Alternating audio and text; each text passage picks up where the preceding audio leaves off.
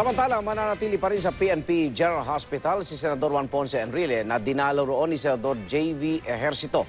Pero si Senador Jingo Estrada nasa kalapit lang na PNP Custodial Center, hindi po dinalaw ng kapatid. Kung bakit, alamin sa report na ito. Hindi tulad ni Reyes, hindi inisyuhan ang commitment order ng Sandigan Bayan sa Senador Juan Ponce Enrile, kaya mananatili siya sa PNP General Hospital sa Camp Crame. Gayunman, inatasan ng Sandigan Bayan ang direktor ng ospital na suriin si Enrile. Ang resulta nito, dapat maibigay sa Sandigan Bayan sa loob ng 3 araw bago desisyonan kung saan ikukulong ang senador. Pwede rin daw magpatingin si Enrile sa labas ng PNP General Hospital kung emergency at wala sa ospital ang pasilidad na kailangan. Pero kailangang ipagbigay alam ito ng direktor ng PNP General Hospital sa korte. Dapat din daw si Enrile ang gumastos sa kanyang pagpapagamot.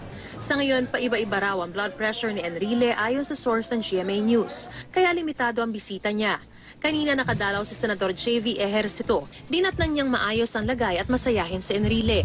Hindi nakadalaw si Ejercito sa kapatid na si Senador Jingo Estrada na nasa kalapit na PNP Custodial Center. So ano din sanang dumaan, kaya lang nabalitaan ko na medyo naghigpit sa kanila ko. I will make the proper request. Mariz Umali, GMA News.